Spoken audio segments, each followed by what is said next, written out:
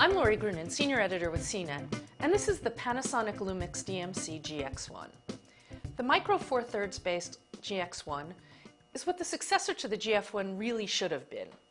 It resurrects that camera's better shooting design, most notably with the return of the physical mode dial. Plus, it significantly improves on the performance and photo quality of both its predecessors, the GF2 and GF3. In other respects, it's just a modest update of those models, though, which brings it up to currency. It incorporates the 16-megapixel sensor that's in the G3, not the more advanced sensor from the GH2, despite the resolution similarity. And it also incorporates the current light-speed autofocus architecture. Other additions to the camera are an electronic level and a one-button auto exposure override. I really like the design of the GX1, though I do have a few quibbles. It's a little bigger than the rest of the field, but none of these cameras are sufficiently small with a lens attached to be considered significantly smaller than the others. It's got a nice-sized grip and a thumb rest, which makes it comfortable to hold and shoot single-handed, and it feels well constructed. The camera includes a flash that's similar to the GF3's, which you can hold tilted back in order to bounce the light. It's a nice touch, and the hot shoe doubles as a mount for an optional electronic viewfinder, as many of these cameras have. Aside from that, the controls have a fairly typical layout. The mode dial includes the usual set of manual and semi-manual modes, plus 2 slots for 4 custom settings groups, scene modes, and Panasonic's rather uninspiring creative control special effects modes. There's also an intelligent auto override button for quickly jumping in and out of auto mode, a Panasonic-specific implementation that I happen to like. As with its sibling cameras, the GX1 has a great hybrid interface, which can operate either via the extremely customizable touchscreen or via the hard controls. With the new PZ lenses, you can also zoom via the touchscreen at 2 different fixed and 1 variable speed.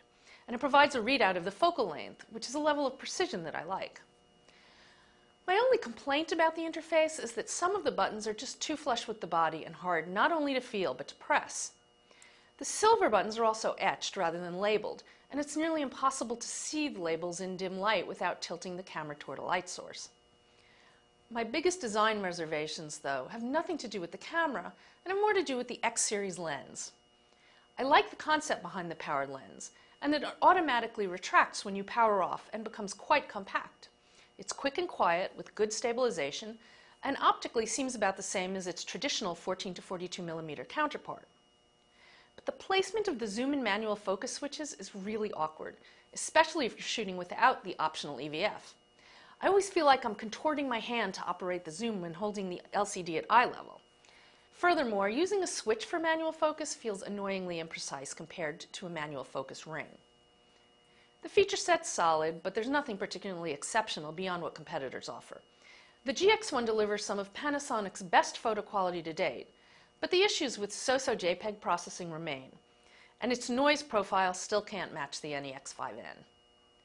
The video looks good, and the 1080-30p MP4 option is a nice alternative to interlaced AVC HD. Video is sharp and pleasingly saturated, and the image stabilization in the lens does a fine job. But, like most models of this class, it suffers from annoying rolling shutter.